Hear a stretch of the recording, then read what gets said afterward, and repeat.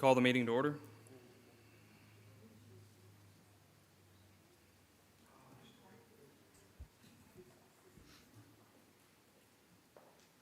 Welcome to Nixa City Hall. This video is going to provide you with an overview of how the City of Nixa conducts City Council meetings. We encourage everyone to attend and participate in City Council meetings. This is part of how democracy works at the local level, listening to the perspectives of subject matter experts, city residents, and other community members helps our elected leaders make more informed decisions. Before we start the meeting, let's review some of Council's rules of order. These rules help us make sure our meetings are orderly and efficient, while protecting the ability of everyone to have an opportunity to speak. Please be respectful of the person speaking and hold your own comments until it is your turn to speak. Presenters are invited by the council to provide information during the meeting to the council. These are informational presentations only, and nothing will be voted on at the time of the presentation. Presenters are not time limited. There are 2 times when all other visitors will be able to speak to council. The first is during the visitor section of the agenda, and the second is during any public hearing regarding an agenda item. During the visitor section, anyone may speak to council about any topic, whereas the public hearings regarding specific agenda items allow you to make comments for council to consider before they make a decision on that topic. Whether you wish to speak during any public hearing or the visitor section, the following rules of order will apply. 1. Only one person should speak at a time. Be respectful of the person speaking and wait to speak until it is your turn. 2. Anyone speaking must do so from the podium and speak into the microphone. 3. You must first state your name and provide your address in writing to the city clerk before beginning your comments. 4. All speakers will be given 5 minutes to make their comments to the council. The mayor or council may have additional questions for speakers after this 5-minute period. 5. All comments should be addressed to the mayor and council. 6. If you have questions about existing city processes, programs, or policies, or if you need assistance from staff on any issue, please contact City Hall during normal business hours and we'll be happy to assist you or answer any questions you may have at that time. The public hearing is designed to provide the public an opportunity to provide testimony and information to the mayor and council regarding the decisions they may be considering. Keep in mind this meeting will be recorded and live streamed with video and audio. Therefore, all comments relevant to this meeting must be spoken into a microphone, otherwise video viewers will not be able to hear you. In the case of a closed session or technical difficulties, some meetings or portions of meetings may not actually be recorded or streamed. The use of cell phones during council meetings is discouraged, so please silence all devices now. Thank you for watching, and thank you for engaging with the City of Nixa. The meeting will begin shortly. Roll call, please. Sean Lucas, Here. Justin Orff, Here. Jared Giddens, Here. Aaron Peterson, Here. Darlene Graham, Here. Amy Hoekstra. Here. Please join me with the Pledge of Allegiance.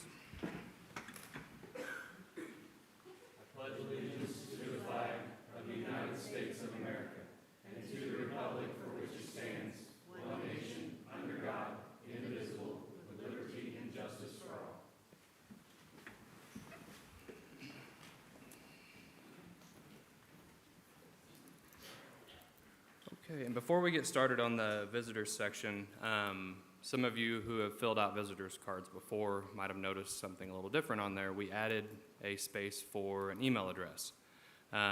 Reason we did this is sometimes you might ask a question that will require staff to do some research or council to look into it a little bit more, and that way we can have an easier way of getting back with you if we need to. So feel free to put your email address in there. And then the other thing on the visitors section is during each ordinance reading and resolution, there is a visitor section or a public hearing during that as well. So if you're wanting to speak about something that is on the agenda, make sure you wait until we get to either that council bill or that resolution to speak during the public hearing on that.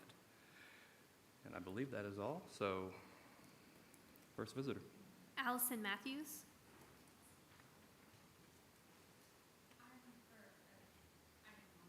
You want to speak on an item on the agenda? Okay. Then Jeremy Hayes.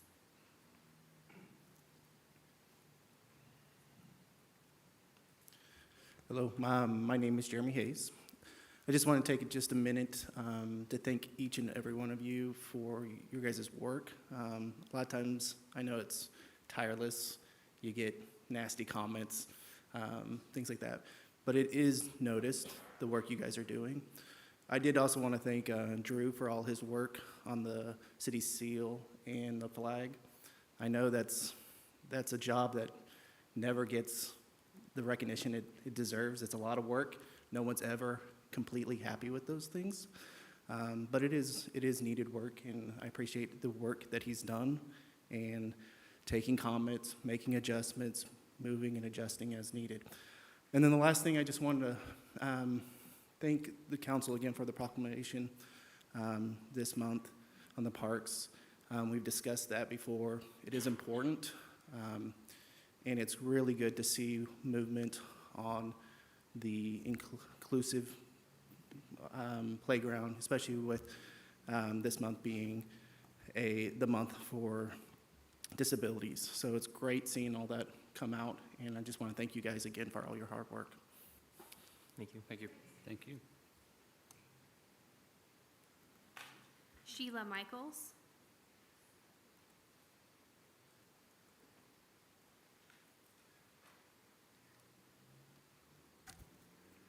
Good evening. My name is Sheila Michaels. I'm a Nixa resident, parent, and educator.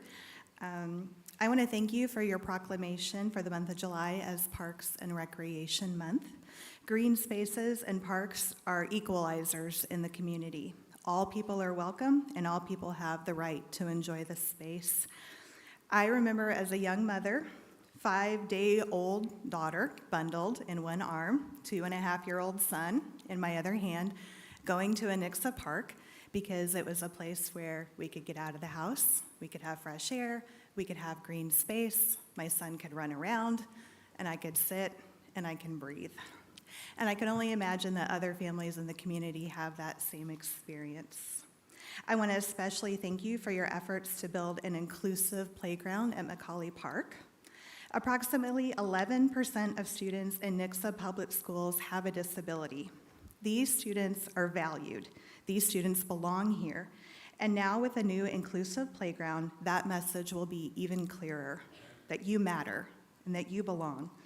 So thank you, Council, for all your hard work and efforts to make Nixa an inclusive and welcoming community. The July proclamation on the heels of the June proclamation about Pride Month are big steps in ensuring that all residents feel a sense of belonging. When 100% of Nixa residents feel welcome and included, that's when we know that we've done our job. And you are working hard toward that end. So thank you. Thank you. Thank you. Janae Cogburn. I'm sorry, it's Jeannie, isn't it? Jeannie Cogburn. No. It's Jeannie Coburn. That's okay, one day. I'm a Nixa resident, and I'm just going to kind of piggyback off of what Jeremy and Sheila mentioned about the importance of parks in this community. Grateful that you have put forth the effort to make Macaulay Park more inclusive. I want to also address the fact that our community is very diverse, and we're already there. So diversity and inclusion are real, they're not bad words, and I appreciate the fact that you all recognize that. We are seeing an influx of people moving to Nixa from other parts of the world. We're seeing them come from Eastern Europe, quite a few from Eastern Europe. We're seeing people come from Africa and other countries, as well as South America. And they're all contributing members of society and of this community. And I'm grateful that this community is becoming more and more welcome to them, because it just makes a world of difference. When I moved here 6 years ago, I couldn't believe that there wasn't a library in this town of this size. And because of the new library here, that's another draw that I know a lot of people are really appreciative of. And I'm grateful that that has happened also. So thank you for your hard work and for putting the emphasis on the people of Nixa. Thank you. Chris Russell. Good evening, council and staff, and everybody in the audience tonight. Just want to say, couldn't make the last meeting, which followed the Sky High fireworks celebration. You know, we start every year with our big Nixi's celebration, which celebrates everything in Nixa, and then our businesses and organizations and volunteers. Then we roll into a big fish fry in downtown Nixa, and that was a big, huge success with the help of the city. And then we turn right around and we throw a big fireworks party over at Eagle Stadium. And I just want to say thank you so much for council support. 454 fireworks, a 14-minute show. We were longer than the biggest fireworks show in Christian County because the crew that shot our show is the same crew that shot the one in Christian County the week before. And they said that we were longer and had more shots. And I had to kind of be proud of that because you know me. Also, big thanks to Chief Campbell and his police department for providing protection and helping us with traffic services after the event. A huge success. So just another good news Nixa story. In addition to that, we have some other fun facts that came from that. We're up over 5,000 downloads on our app now, which is awesome. We had a tremendous amount of activity on that during Sucker Day and the Sky High Fireworks celebration. We'll be utilizing that for other events and activities in Nixa.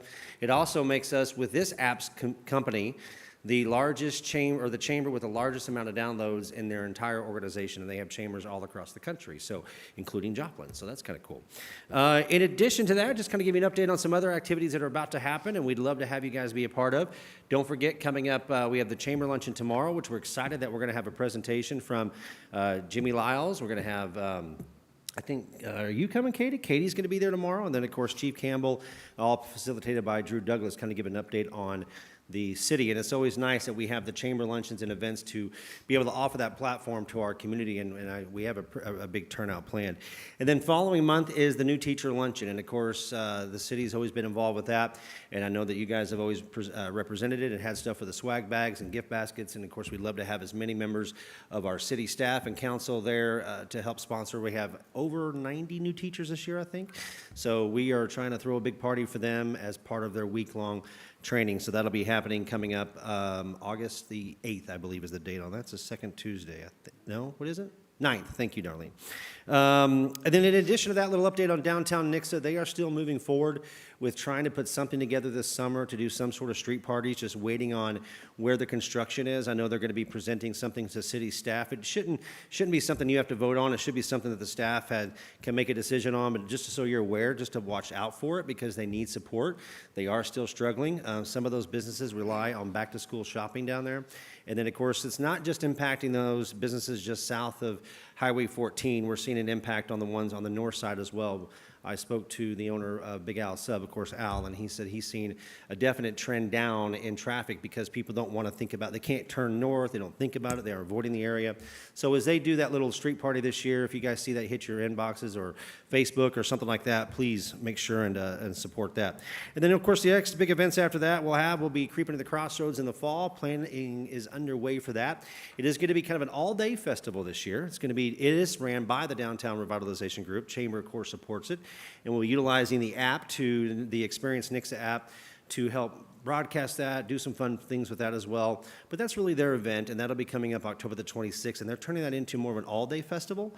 So it'll be starting earlier in the morning. It'll have more arts and craft vendors. It'll be a little bit bigger, few more food trucks. And then, of course, they'll do their normal activities in the evening with the trick-or-treating and those kind of things. And that's coming up, I believe it's the 26th of October. So just kind of want to give you a little update on some things that we're working on. Make sure I didn't have it. Oh, and then there's this other thing we're doing. It's called this new Nixa Chamber of Commerce and Visitor Center. And I had members of, I know Jimmy popped by the other day, the mayor was there, Doug Colvin was there, he come by, kind of giving a preview of where we are with that. It was coming along good.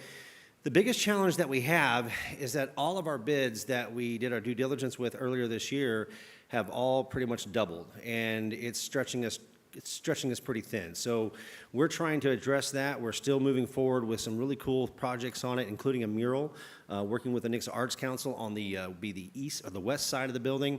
We got a really amazing paint scheme that we're going to unveil tomorrow that I think we're going to get approved. This is going to be exciting and new. This is going to be something that's really impactful and special. We have artwork coming forward, new racks, new information. We're gathering information from around the area, so it's not just Nixa stuff, because as you know, if we live in Nixa, we get to travel throughout the entire community to experience life, right? To do fun things with our families. So just to let you know, I'll have more of an update on that coming up in the future, but it's come along fairly well. And again, a big thank you to the City of Nixa and all your support in helping out our local organizations and our businesses and our community. And thanks, guys. Thanks, Chris. Ron Sanders.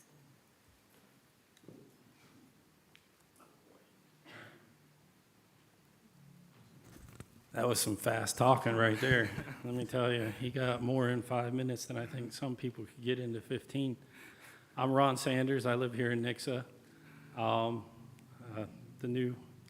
new slide up there, yeah, okay. It's pretty interesting. Like to talk tonight about fiscal responsibilities, talk a little bit about money. I know that the city's about to embark on a lot of spending.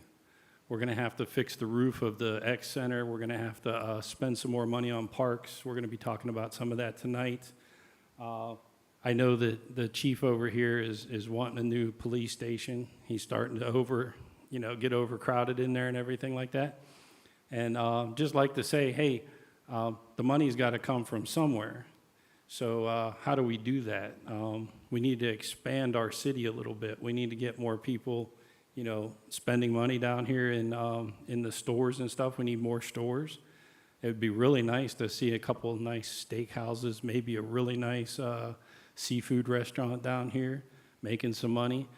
Maybe a few more industrial complexes or some more commercial properties and everything. It's kind of stale over the past year or two, and with that, it kind of causes a staleness to the revenue of the city, a tax revenue. And we're starting to talk about a lot of spending. And I think that I would just like to share with y'all a lot of people's concern about the possibility of raising taxes, about the possibility of overspending and spending on things that may not be necessary at this point. Me personally, I would just like to say, if we're going to have really nice stuff, let's make sure that the money is coming in first before we spend, on new things, on improving things, on bigger and better things, and concentrate on getting the city bigger, getting the city better, get the city with a little more of those industries that can bring us the revenues that can afford us all of these nice things like the inclusive parks for the disabled people, which is really awesome to have. A new roof for the X Center, that's sorely needed. The biggest thing is a police station that we can hold all of the police, business in. Even though I can honestly tell you there's not very much action here in Nixa because the people are just so great. They don't really break very many laws. And that's evidence with us getting rid of our municipal court. There just isn't enough. There isn't enough transactions. There isn't enough tickets. There isn't enough caseload to support a municipal court anymore. I don't know if people know that that's gone away and it's over at the county now, but I just wanted to say that's a really great thing, and it's attributable to the greatness and the good-heartedness of the people here in Nixa. So please don't take advantage of that by raising any taxes or spending anything that we don't need. Thank you. Thanks, Ron. All right. If no other visitors, we'll let Jimmy introduce our presenter. Mayor Pro Tem, Council, you'll see throughout the rest of the year, we're going to be bringing in different organizations that the city works with on a monthly, weekly, and sometimes daily basis. I think it's just a good opportunity for some of these partnering organizations to come and present to council who they are and what they do and how we work well with them. Tonight with us, we have the Executive Director of Ozark Transportation Organization, Sarah Fields. Good evening. Thank you for having me. I was asked just to kind of give you an overview of what we do, and that's where I thought I'd start. Sarah Fields, I have been the director of OTO for 11 years and been there for 19, so quite a while. We have a staff of 8 people, and we're located in Chesterfield Village, just up the road in Springfield. So we are what's known as a metropolitan planning organization, and we're rooted back in the 1960s, where the federal transportation law determined that decision-making for transportation investment was best done at the local level, and it was required of every area over 50,000 to designate an MPO, and the governor of each state makes that designation. And we were actually formed in the 60s. In almost all cases, it is just a body of elected officials from member jurisdictions to make cooperative decisions. So we are, because we're a little bit bigger, we're at a second tier called a transportation management area, which means we get direct allocation of federal funds along with St. Louis and Kansas City. So there's 3 of us in the state. And our boundaries are based on a census-defined urbanized area plus what we expect to urbanize in 20 years. So really just parts of Greene and Christian County. You can see the map up there, Ozark, Nixa, Battlefield Republic, Willard, Stratford, and then Christian County and Greene County. So our board is made up of elected officials from all 9 of those jurisdictions, and a staff can be appointed as the alternate. Many of the members get 1 representative, Greene County gets 2, and 3 are dedicated from Springfield. And that was really based on population size to kind of make those votes more weighted. We have 4 citizen representatives. 1 is from Christian County, 1 CU Transit representative, and 1 Airport Board representative. So I like to say we have 4 basic functions to kind of break it down. 1, and probably one of the most important, is to maintain federal eligibility. There's a whole lot of rules and regs that we have to comply with in order to keep the federal transportation dollars flowing, and so that's probably our #1 goal on any given day. We do long and short-range transportation planning for long-range projects and short-range projects. We bring people together to make decisions. And then we involve the public in our decision-making. This is just an example of some of our plans. We have a lot of plans and a lot of required plans. We have to plan for the long term. We have a 4-year transportation improvement program. We have performance measures that we have to report up to the federal government to show that we're meeting certain requirements. And then we get to do fun things like trail planning too. All of our plans basically start with where are we at and where are we going. This is just a slide showing that we've been tracking population trends and that we estimate quite a bit of growth to continue into the future. We are, estimating just our area to be well over 450,000 people by 2045, and so that's kind of the basis for our planning.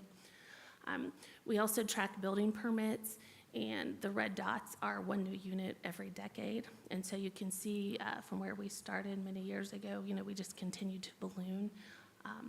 And really, it's not as fast as you would think compared to a lot of other places in the country. We're only running about a 1.5% growth rate. And really, to be considered healthy, people like to see about 2%.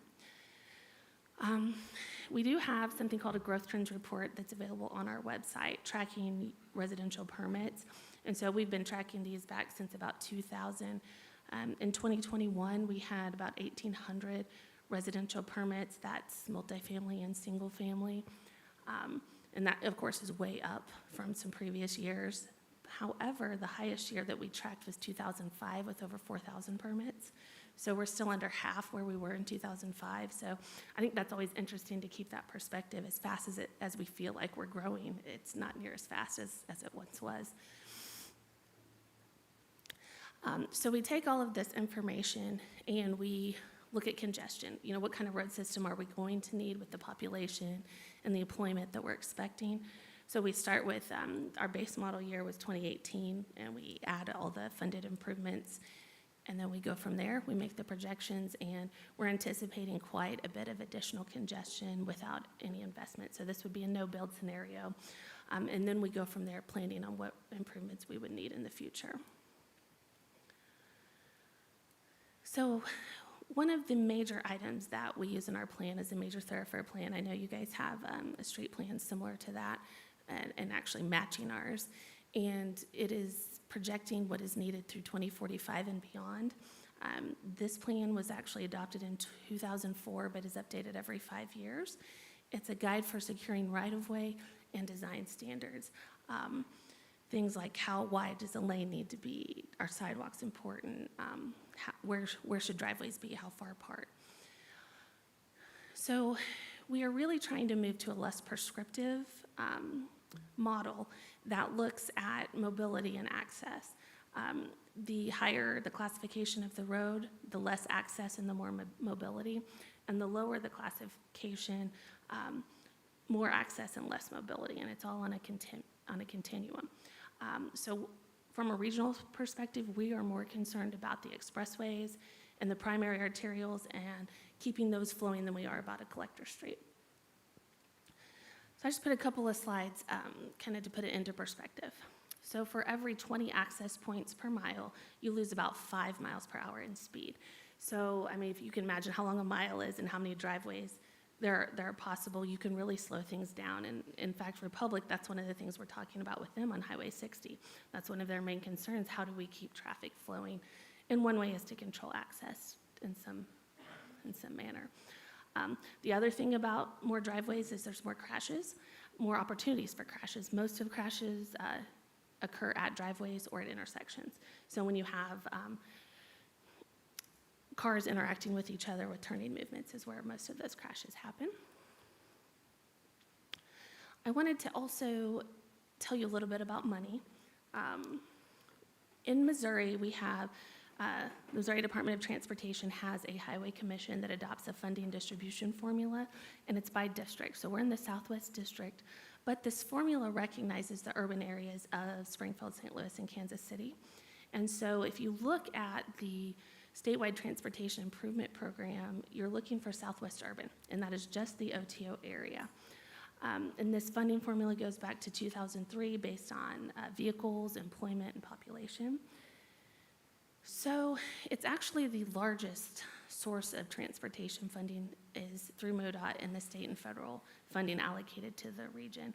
We've had a really good year and upcoming 5 years in terms of funding, $69 million annually on average for our area, and that is largely due to the new federal infrastructure bill and the passage of the increase in state sales tax. We're at 18.4 cents federal and 22 cents in Missouri, which will go all the way up to 29.5 over the next 3 years. Also in that revenue is vehicle sales tax and licensing fees. So revenue has been up quite a bit recently. However, it's based on a per gallon charge, per gallon of fuel, not fuel efficiency. So as efficiency goes up and less gallons of fuel are purchased, less revenue is received. So I think that's important to remember that it's not a revenue source that keeps track with inflation. So we are pretty lucky in our area and in our state that MoDOT handles the prioritization this way, because I know it's not true in all of the country. But they allow us at OTO, through our committees, to score projects based on objective criteria. So we've really tried to take a lot of the politics out of our project selection and select projects based on needs, high volume. So we prioritize a freeway project over a collector road. We prioritize projects with high crash rates, trying to save lives. We prioritize projects where a railroad crossing can be removed. We look at the number of cars on the road versus how much the road can handle. We look at congestion, how much people are slowed down, and so on and so forth. And we take all of these scores and we sort the projects in order, and then we come back to the committee and we talk about it. Maybe there's a school being built, or there's a big development that isn't factored into those numbers. And so we leave open the opportunity to talk about what we don't know and what is not reflected in the data. So this last year, we did that, and we do this prioritization every year. I believe the only new project that we added was the intersection of CC and Main Street. So I think that'll be an exciting addition to the community. I should mention I live here, so I get excited about these things too. 160 and CC is planned for 2023, and the intersection of 160 and AA. So we've been waiting on those a long time and are excited to see those improve the traffic flow on 160, and we think it'll make a pretty good difference, coupled with the intersection improvements that were done a couple years ago. You all know that 14 is under construction, and then I just thought you might be interested that US 65 will be widened all the way to South Street in Ozark, so it leaves off at CC right now, and it'll go all the way to South Street. And that one was able to happen because we had designed that several years ago. And when money came available in 2023 quickly, that was a project that we could plug in very quickly. So it's always a good idea to have these projects on the shelf ready to go, so when funding is available, we can move those up. And I put the website in case anybody needs it, but The Highway Commission actually last week approved the draft statewide transportation improvement program, so all of these projects will be happening. We also get funds direct to us in the OTO area, surface transportation block funds. We get transportation alternatives for sidewalks and trails. There's a new program called a carbon reduction program that we will see a direct allocation of funding for, as well as funding for 5310 transit vehicles, which is human service agencies such as OATS get some of that funding. And then operating expenses to city utilities transit for the bus system. So as far as the surface transportation block grant funding goes, we suballocate that based on the 2020 census. So we recently updated those numbers. Nixa's allocation most recently is $487,000 annually. And so there's just a table of how that breaks down. We do take money off the top for our operational budget at the OTO office, as well as a region-wide rideshare program. There is a sign headed north on 160 that says carpool information, ozarkscommute.com, and that's ours. So the surface transportation block grant, it has to be obligated to prevent it being taken away, called rescission. And it really takes about 3 to 5 years to get a project obligated. And really that comes down to environmental clearances and right-of-way and oversight by the federal government, but I won't get on that tangent. Eligible projects are any roadway classified as a collector or hire, bridge projects on any public road, carpool, pedestrian, bicycle, safety projects, and then transit activities. As I started the presentation, one thing we really are interested in is public input. We have a website, giveusyourinput.org, Twitter, Facebook, and a specific email comment at Ozarks Transportation. And I would say probably most of the comments we get are from news stories. The press has been very, very generous with coverage, and that usually results in people coming to our website or Give Us Your Input and making comments, and we get a lot of really good comments that way. So I wanted to end with some of the services we provide if you're interested. We have recently started a project management service where we are taking a project and managing it to obligation. We are writing grant applications. We wrote one for Highway and Republic for a federal raise grant asking for $25 million. We haven't heard back. It's a long shot. We also can do development review and traffic impact study review. We house a travel demand model that takes all of that future growth into account and can plug traffic from a development in to see what the impacts of that development would be on the transportation network. We house lots of traffic data. I frequently get calls from businesses or chambers asking for most recent traffic data, and then we do special studies. We will be doing one this next year on the FF extension out of Battlefield, trying to find a good alignment for that, for example. We do special trail studies. We did the 65 overpass study for the Chadwick Flyer Trail recently. We just completed that, trying to nail down a location and a cost for that project. So we do offer that, and I will open it up for questions. Do you have any concerns about decrease in funding with the push for electric vehicles? No, because right now, at least on the federal level, I don't, because they have been backfilling that with general revenue. On the state level, that remains to be seen, right? Gotcha. Just throwing a hardball at you. Anybody else?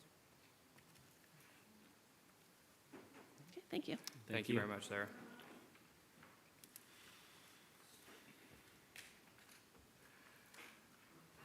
All right, we'll move to our first reading of Council Bill 2022-071. First reading Council Bill number 2022-071, an ordinance of the Council of the City of Nixa, rezoning the real property generally located at 906 Westview Drive from the Neighborhood Commercial District to the R1 Single Family Residential District. Mayor Pro Tem, Council, good evening. This is for a rezone in the subdivision of Young Addition, originally platted in 1976.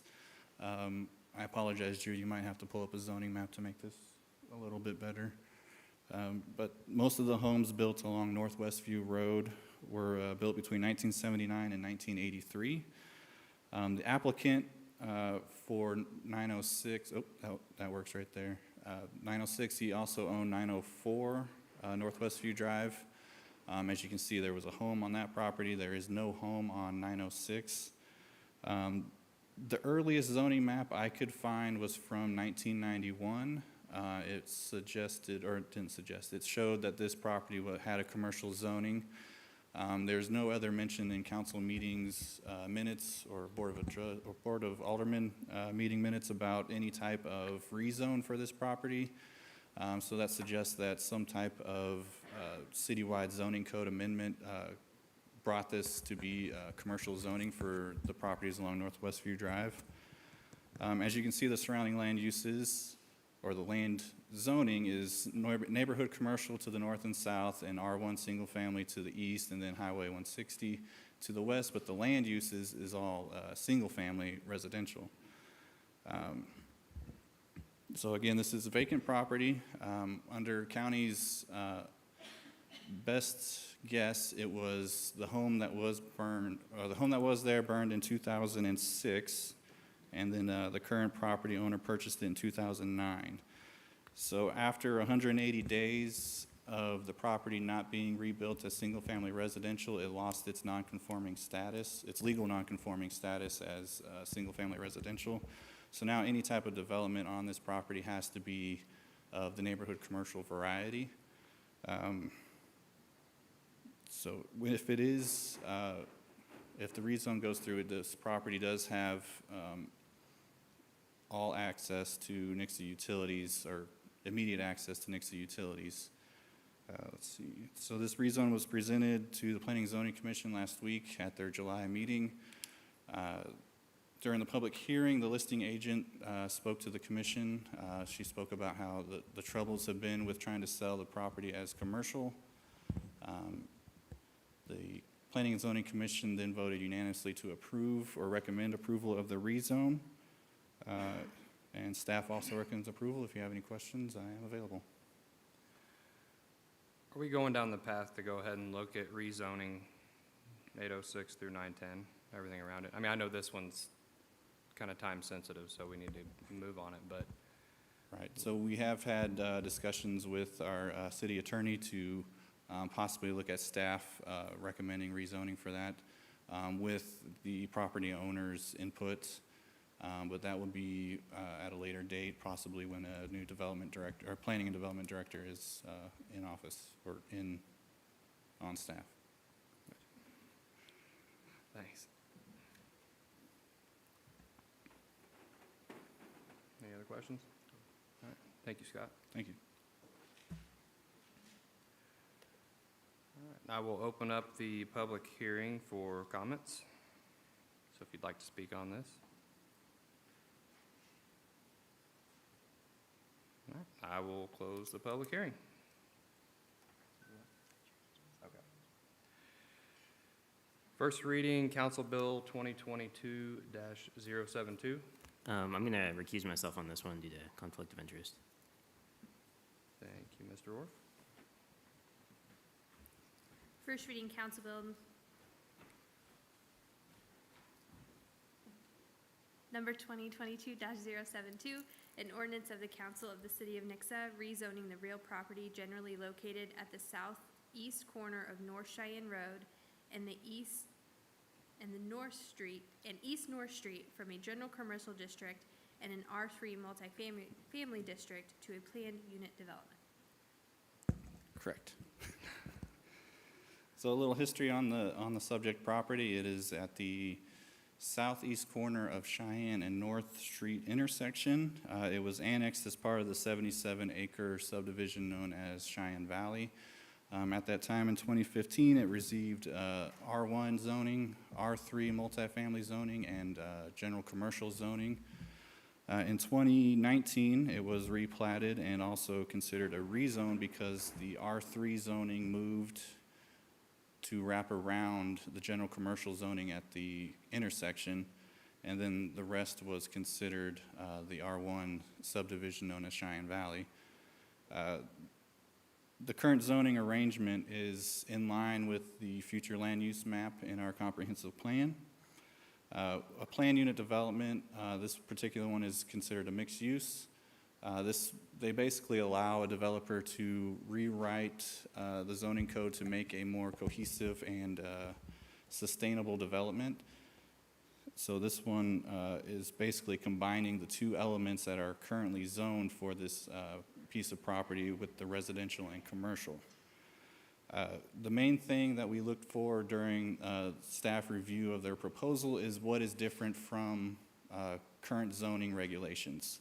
So one of their proposed differences is 15 dwelling units per acre. Current R3 standards is 14.52. Based off overall size of the development, that would net them 4 dwelling units. So there is a section in our PUD section, right, that allows for density above what is current standards. So there's a table in there that says basically if you're 1,500 feet from a school, you're allowed a 1% increase in max density. If you're creating new jobs, you get 5% max or increase over max density.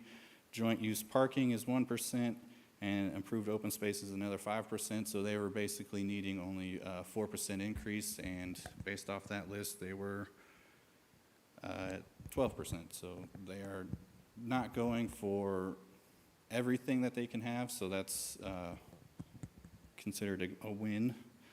The other big difference was the max building height. This is, they are proposing 60 feet. Current R3 standard is 35 feet. So Cheyenne Valley, the road, is the north-south boundary between Nixa Fire Protection District and Ozark Fire Protection District.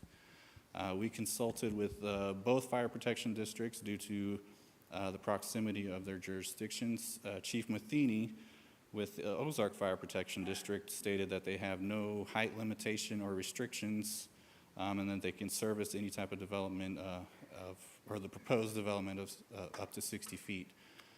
Chief Wallace with Nixa Fire Protection District expressed the same sentiments. He also has been in touch with city staff to kind of discuss possibly amending or revising our height limits to above what they are currently, because he does have equipment that can service developments of that height. The other big differences is the approved uses that would be allowed in this development. Mainly the prohibited uses is kind of the big interest, as the prohibited uses include outdoor storage, golf courses, convenience stores with gas pumps, and banks with ATMs and drive-throughs.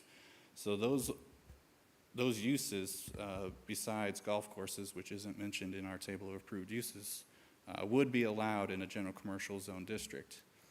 So other approved uses according to their plan includes more personal services, stuff like barbershops, tanning salons, and then it goes into restaurants and medical offices, mini golf, and then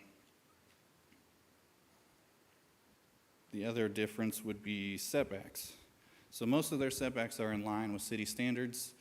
They just measure it from center line of the roads of Cheyenne and North, where we have those measurements, but we typically go off property line, but they are in line with current standards. The main difference would be from the R1 zone district, where they are proposing a 25-foot setback from R1, building setback from R1, where current city standard is 12 feet. So a traffic impact study would be required at their entrances to determine the amount of improvements needed at their entrances. And this was presented to the Planning and Zoning Commission last week. During the public hearing, a few city residents and county residents that live in this area expressed concerns about traffic congestion. A lot of them suggested that improvements needed to be made before further development occurred in this area. With that, a Planning and Zoning Commission recommended approval unanimously, and staff recommends approval. If you have any questions, I'm available.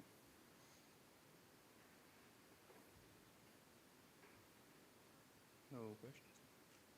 All right. Thank you, Scott. Thank you. I will open up the public hearing for comments on this council bill.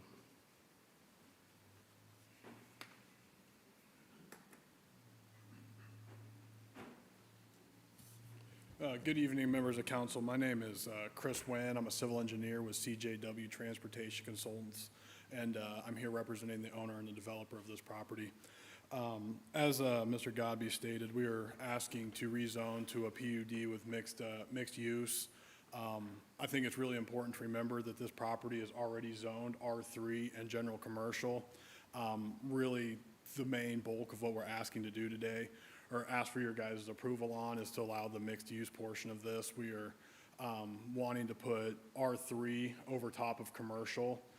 You've seen it, it's becoming more and more popular. They have some retail space on the bottom.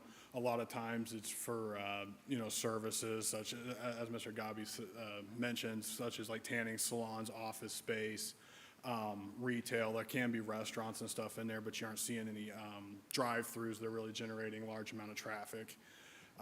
As he mentioned, we are asking for a little bit higher density. We're asking for 15 units as opposed to 14 and a half or 14.5.2. So really, we aren't asking for too much more, but by the benefits that we're bringing to this area, based on code, we are eligible for what we're requesting. When it comes to setbacks, we aren't asking for smaller setbacks. We're actually putting more generous or more favorable setbacks to the R1 zoning. So what the developers came forth with is, I think, a very reasonable proposal. I see a lot of PUDs, and I've worked on some myself. They're a little more intrusive, but really, I think what we have here is a very fair request. I do know that at the last planning and zoning meeting, some major concern from the residents was the traffic. There's a couple schools located north of there, which generate some pretty heavy traffic during times of the day. But as Scott mentioned, we are in the process of putting together a traffic impact analysis, which will look at that intersection. It'll also, the intersection of North and Cheyenne, it'll also look at our accesses to see how this development is going to impact the community. If it is deemed necessary by the traffic standards, which these studies are based off of, and city staff, then we will look at improvements on these adjacent intersections. We will also look at left turn lanes into our development. The number one cause of traffic delay is that left turn movement. You get someone sitting there all day trying to make a left turn. We are proposing to put in some left turn lanes. So we're taking our left turn traffic and we're putting dedicated lanes to get our traffic off the street. So we're going to have a less impact on the traffic. Also, it's my understanding that there are some future improvements proposed at North and Cheyenne. I think there's a roundabout in the works there. So the city and surrounding communities have looked at making some improvements in this area. So it is in the future, and I think, the community is looking at growth going out in this area. So, this is the growth that these improvements are, being thought of for. Second is stormwater. There's some stormwater, a resident commented on some stormwater downstream of this development. It's in city code that we cannot release more water than it is there today. So there is a fairly large detention basin proposed for this development. This detention basin will be designed to capture the water and release it at a metered rate so that water is not leaving our property at a faster rate than it does today. So by law, we can't put more water on those downstream people. So stormwater really shouldn't be an issue because we're held to state standards and local regulations to not increase stormwater beyond what's there today. Generally, that's what I have here today for you guys. I'm here to answer any questions that you may have related to the development and the engineering side of things. Thank you. I noticed most of these are one bedroom, one bath, two bedroom, two bath. Are any of these low-income housing? I'm not aware of any of them being dedicated to low income. Okay, I was asking because I know people will ask that, so, Yeah. okay.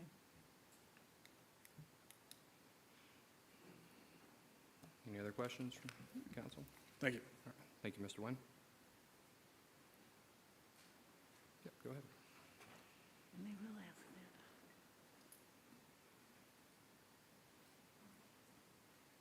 Morning, or evening, City Council. I have the answer to your question. It is not low income. Okay. It's not, and if you look at the development, we really took in mind where we're building this. So if you notice, one of the reasons we talked about the height restriction is we wanted more green space. We wanted more green space around the development. And we understand the traffic, and we're studying that, and we'll do what we have to do to make that right. But there is no low-income housing at all. I really like Any all other the question? trees you show around the property. Yeah, we've got a neighborhood behind there, and we've got to be cognizant of that, And the individual that's building this is what we called a hold builder. He's building this for his family for decades. He's not building it to flip it. He's building it to keep it. So it's going to be I'm really excited about this one. I build a lot of these, but I'm really excited. It's going to be a great addition to the city. I really believe that. Would you mind telling us who you are? Matt Cowan. Okay, I'm with the there you go. Wooten Company. Sorry about that. That's all right. I forgot that key thing. Yeah. Any other questions? No. Nope. Okay, thank you. Thank you. Thank you. Go ahead.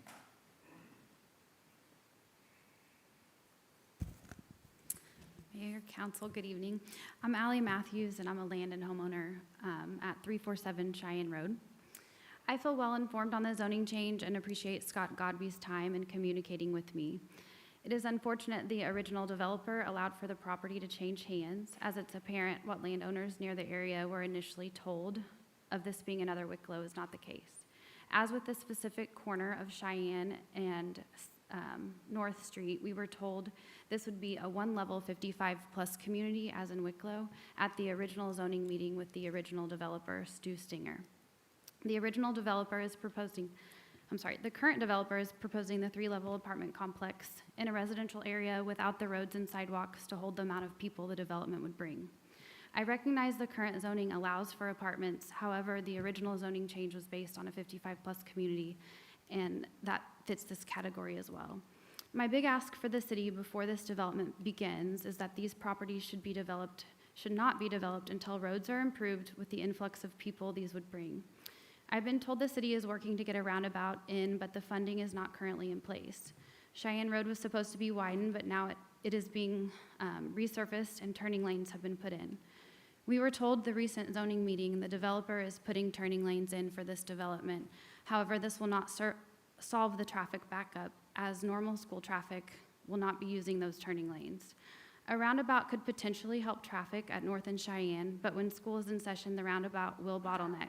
Traffic consistently in pickup and drop-off hours is backed up through this specific intersection without the ability for cars to pass school car lines. Cheyenne needs to be widened. The intersections of CC and Main, CC and Cheyenne, and 14 and Cheyenne are already congested. I was happy to see that that's on the list for CC and Main, but Cheyenne, on this road, these intersections will worsen with growth. Sidewalks would be a huge improvement and help with traffic, as families near the area could walk kids to school just as they do with Century. These are a must for improvement before apartments and commercial development will be added to this area. Ask yourself as city council for one of the fastest growing counties in this state, what do you want to be known for? This is the up and coming side of Nixa. Cheyenne Road still could potentially be a very nice area. The people of Nixa want walking paths and trails, and this was all expressed in recent surveys. Why not widen Cheyenne and have these in place prior to development, or make this a requirement for developers in the area? I encourage all of you to drive down Cheyenne and see the blank slate that exists. Envision an area that would stand the test of time and not decline. We all know the existing blank slate will be sold. Nixa needs a master plan for this area besides just zoning. You have the power to create a trendy place for people to flock to. Apartments do not do this area justice. I would encourage you to stop this development, change the zoning back to R1, or at least require sidewalks, trails, green space, widened roads to make this a nice area and not one that will continue to decline. Our family personally has major concerns for water runoff. He did address that, but we were told there would be a pond with a fountain across from our driveway. It's now a drainage retention that barely holds water, and every heavy rain floods our front field.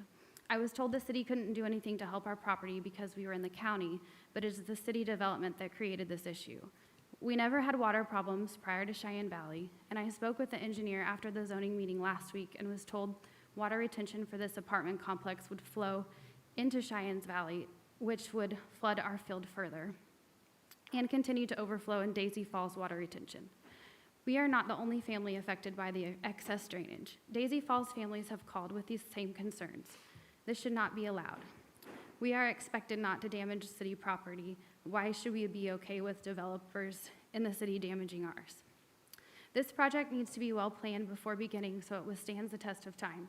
And 10 years from now will be something Nixa can be proud of. If the city allows for this build before road systems and proper water retention are in place, bigger problems will arise. Sorry, I'm almost done.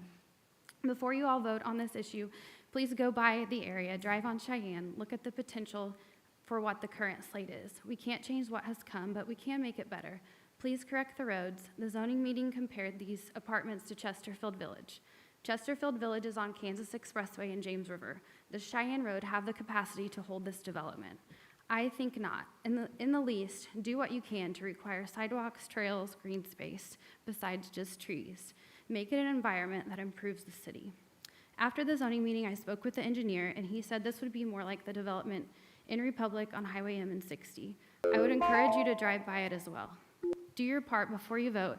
Research commercial apartments from this developer. Drive down Cheyenne. Think about the families and all the kids that pass this intersection each and every day.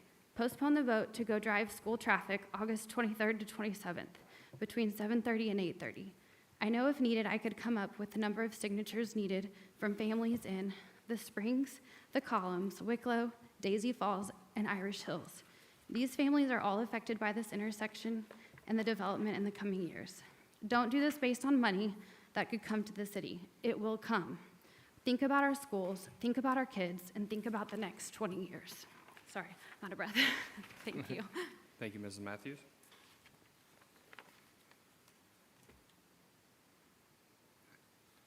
Anyone else like to speak on this matter? I will close the public hearing. Justin, you can come back.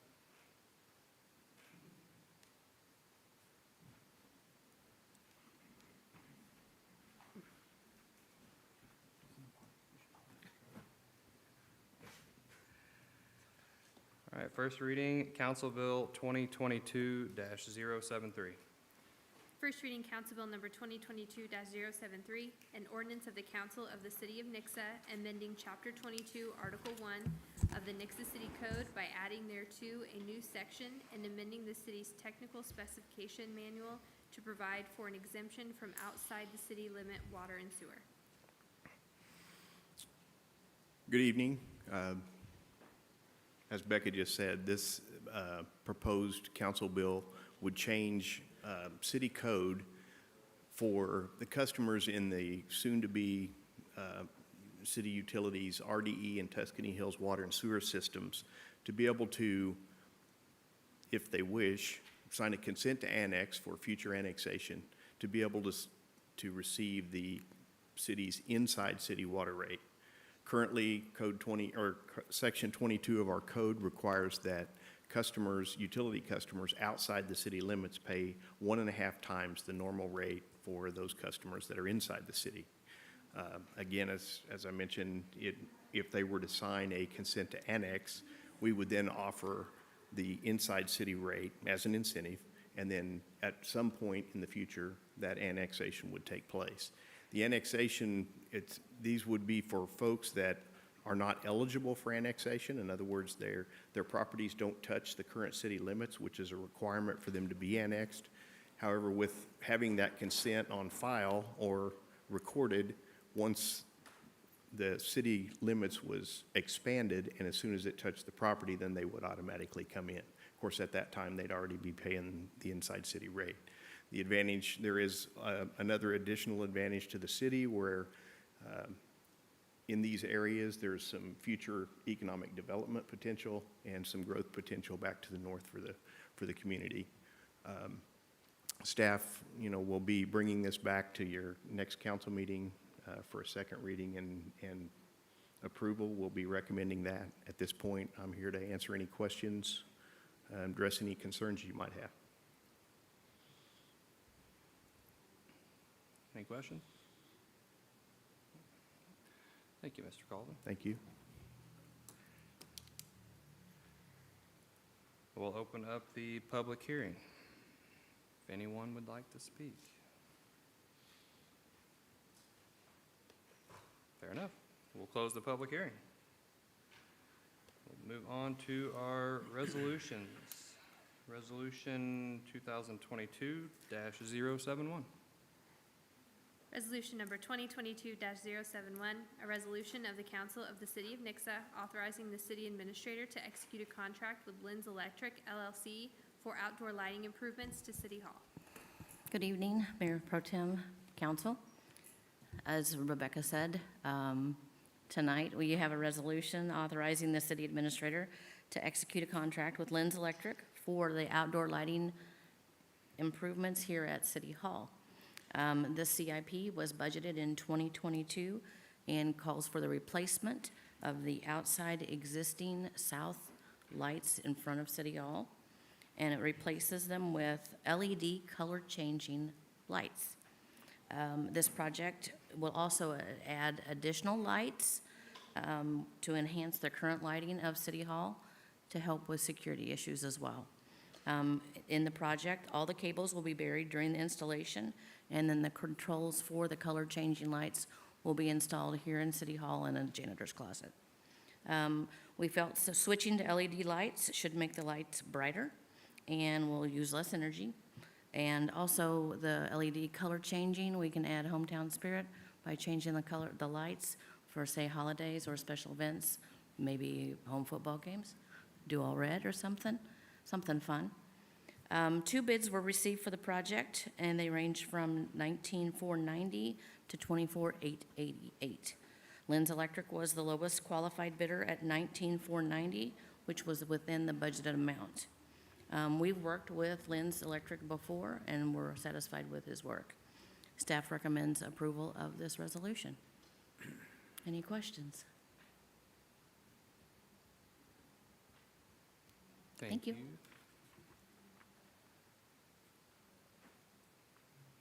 All right, we will open up the public hearing on our new lights. Well, hopefully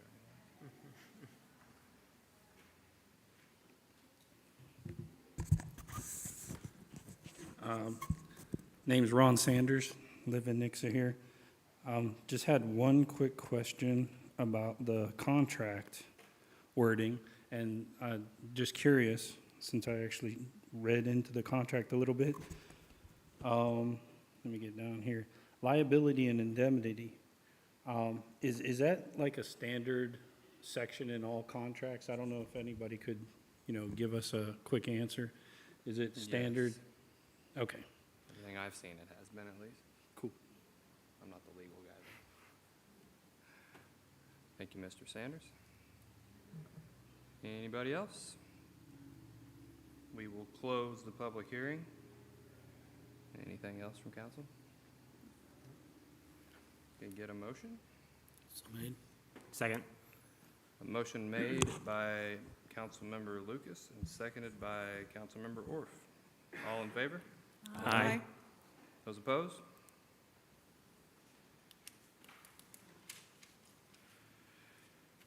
Resolution 2022-072.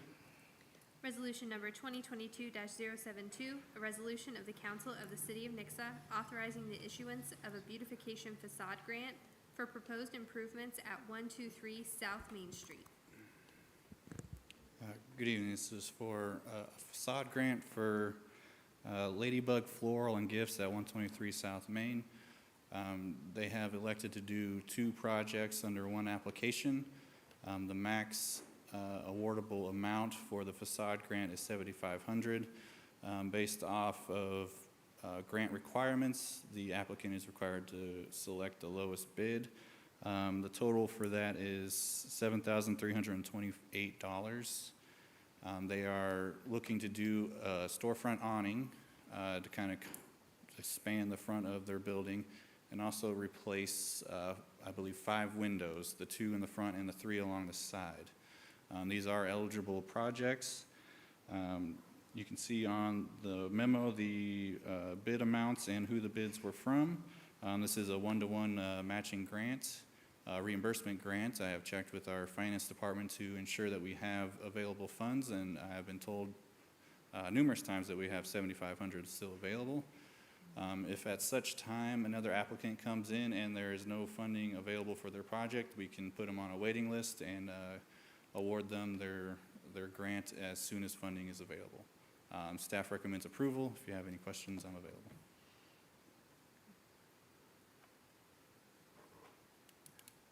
Anybody have any questions? Did you create the application, Mr. Godby? I don't believe I did. We should probably update that. We'll get that corrected. Thank you.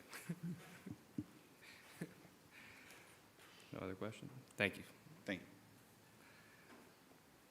you. We will open up the public hearing.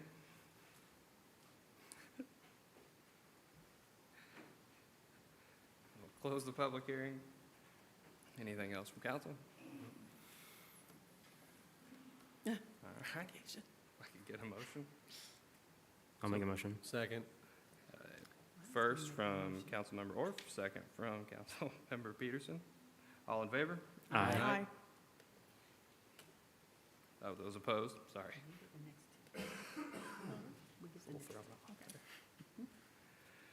Okay, moving on. Resolution 2022-073. Resolution number 2022-073, a resolution of the Council of the City of Nixa authorizing the city administrator to execute a contract with Playcore Wisconsin Incorporated for renovations to the Macaulay Park Playground. Good evening, Mayor and Council. Tonight I have the most exciting project of my career at Nixa Parks and Recreation, and that would be asking you to approve a contract for an inclusive playground at Macaulay Park. Drew, do you have my pretty pictures? Oh, thank you. This was one of 7 proposals we received. The project is within budget. It's just shy of $1 million. And it is an inclusive playground for renovations at Macaulay Park. Do you have any questions? Are we going to advertise it like Ozark did theirs so we get in the paper too?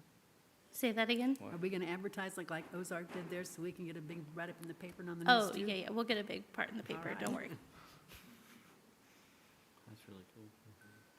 This is Any questions about features? I can point out a few of my favorites. Well, go for it. Yeah, so your arch over there, well, my right, probably your left, that is a Yelp arch. It's Y-A-L-P. It's actually a motion sensor game. There are a bunch of different games that you can download. The community could even have input on what games that we might want to play. But think freeze tag, musical chairs. Under the arch are different colors and numbers, so participants can all play together. Really focuses on multi-generational play, so we've got grandparents playing with their grandkids, parents playing with their kids. Another favorite feature of mine would be under the shaded blue awning pavilion type thing. The shade's important for kiddos with sun sensitivities. We have a lot of kids who are allergic to sun within our community and surrounding community, so having a shaded area that they could play at. And under that feature is, I'm going to call it a wave rider. So it's this curvy wave thing with a transition platform, so someone in a mobility device could pull themselves through using the ropes, or if needed, a parent could assist them through the structure. What's really cool about this structure is there are ropes where people who could climb can climb on the structure, but then you have everyone in the same place playing together. Sorry, I can't cry about children playing. That's one of my favorite features. Also in the swings, you have parent and child swings facing each other. Developmentally, that's really important for that eye contact. And then, of course, for individuals who don't have the core strength to hold themselves up, some supportive swings so that they can partake as well. Your pour-in-place surface for all mobility devices, your ramps to get up to the playground, and then on your diagram, that gray swivel is a walkway, and we've actually been able to extend that walkway all around the park, so you could walk around it as well. I saw a giggle box thing on here. What is that? A giggle box? Yeah, it said a giggle box. Oh, it's probably that Yelp Okay. thing, giggle Okay. box in there. I thought that's really neat. This is really neat. Will there be ample benches? Yes. Good. Yep, you probably, in this structure, you can't see a few benches, but there are lots of benches around the park, and the benches all have shade structures as well. Awesome. That's really good. And the new wall provides a lot of places to sit. Mm-hmm. Yeah. That's pretty nice. Awesome. This is exciting, Katie. I'm super excited. It's very exciting. On that on that shaded area, you talked about the sun sensitivities. Is some of the sides gonna be shaded anymore to help block the evening suns? It should be the way they have it in the structure, it should be under there enough to help prevent that. Okay. This is so neat. And that arch, there are a handful of them in the country. So we are going to be a destination playground. I'm anticipating a great economic impact for people traveling to check out this playground. And it will be a national demonstration site for inclusive play. So if other communities or other businesses are interested in any of the features we have, we would be a national demonstration site. So how long is it going to take to build this? So it'll start in the fall, after summer, and the playground slows down a little bit, and they anticipate being done before the end of the year. Okay. Wow. Excellent. That's even better. That's cool.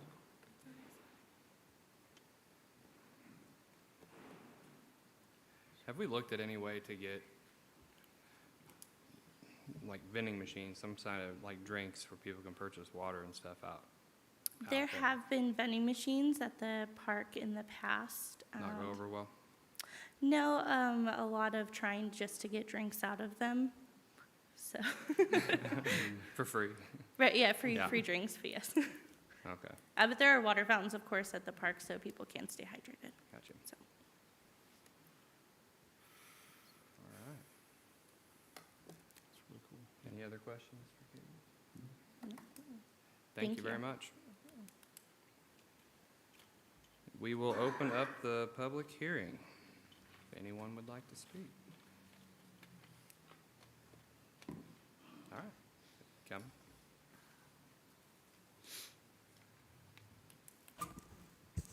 I've been moved a little bit here. I don't think I ever told y'all I grew up on a carnival and used to travel around West Virginia, Pennsylvania, and Ohio, going from place to place. And one of my favorite places was Star City, West Virginia, where we stopped for a week and a half. And on one day, we'd open up early in the morning, about 10 o'clock, and we would open up just for a couple of schools that were there that had a whole bunch of people, young kids that were disabled. And we'd take our time helping the kids get on the carnival rides and give them the ride of their life. And that was just one day a year. And now we're going to have something like that in our city that very few people have. And I think it's a pretty awesome thing. I hope that everything works out, and I hope that all the kids around here that do have disabilities come out and feel like they're a part of just everyone else. And maybe they get to experience that, that one thing that kids back 20, 30 years ago only got to experience maybe once a year when a carnival came around. It's pretty awesome. Thank you, Mr. Sanders. Anybody else? We will close the public hearing. Anything else from council? No. Nope. Nothing else. We're waiting for a motion. Have a motion? I would like to make the motion. And I'll second it. Have a As the Parks liaison, I feel like I yes. should make a motion. First from Council Member Hookstrat, a second from Council Member Graham. All those in favor? Aye. Those opposed?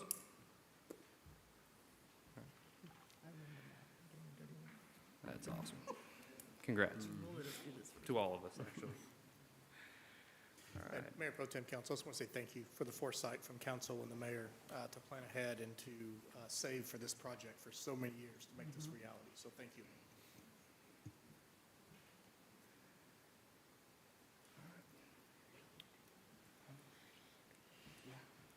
All right, resolution 2022-074. Resolution number 2022-074, a resolution of the Council of the City of Nixa authorizing the city administrator to execute a contract with SAP Design Associates Architects for design services for a municipal fieldhouse facility.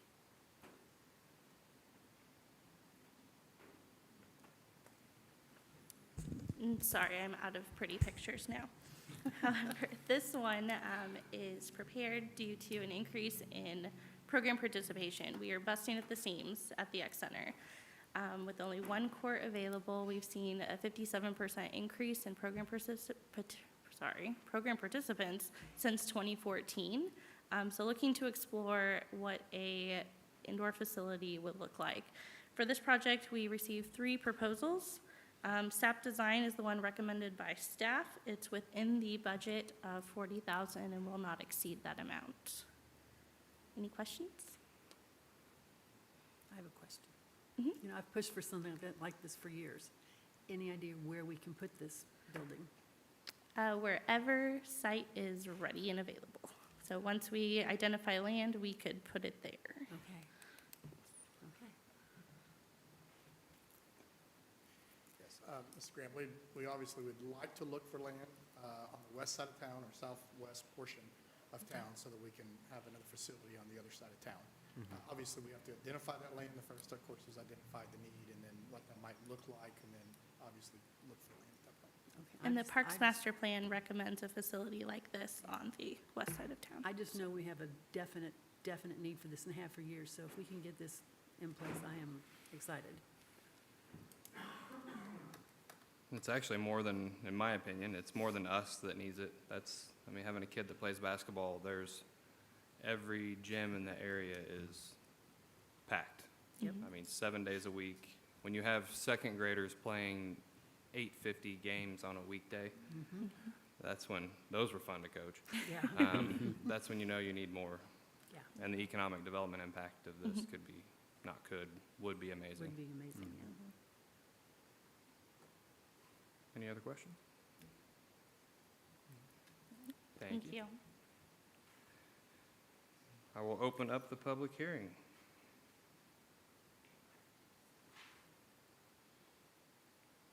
All right. I will close the public hearing. Any more discussion from council? Nope. Can I get a motion? I'll make the motion. Second. A first from Councilmember Graham and a second from Councilmember Orff. All in favor? Aye. Those opposed?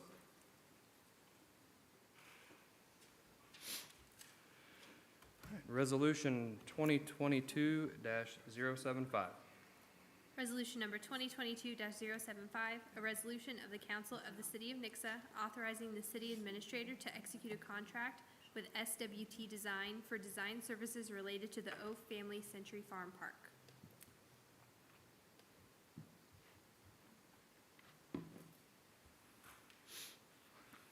So for this contract, it is a budgeted item. We're looking at doing a master plan for the north parcel of the O Family Century Farm Park. We received 2 submissions and are recommending we go with SWT. They did also complete the Parks Master Plan in 2020. It's within budget. We're looking at $70,000.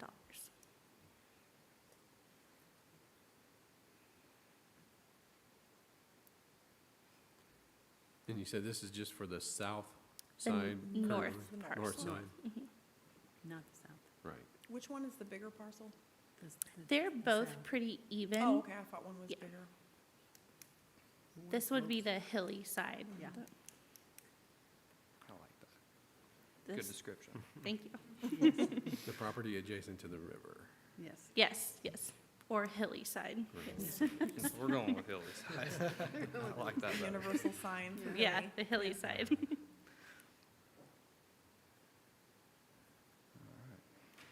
Any other questions from council? Nope. I do find, you're doing very well tonight. I find it Thank you. interesting that I Matt would am miss this stand-in meeting. Matt Kraus.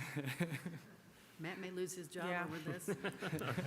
Yeah. If we want to make some executive decisions, decide, I mean, whatever. All right, thank you, Katie. Thank you. All right, we will open up the public hearing.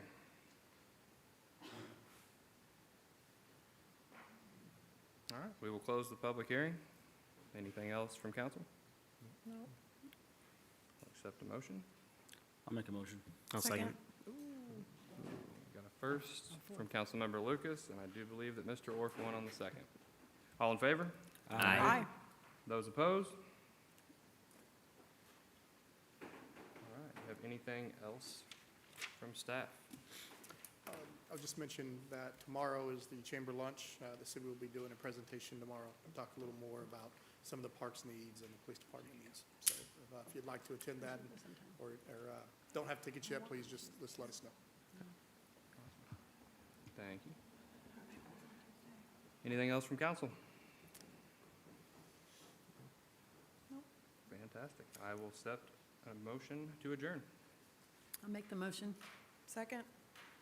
All in favor? Aye. Opposed?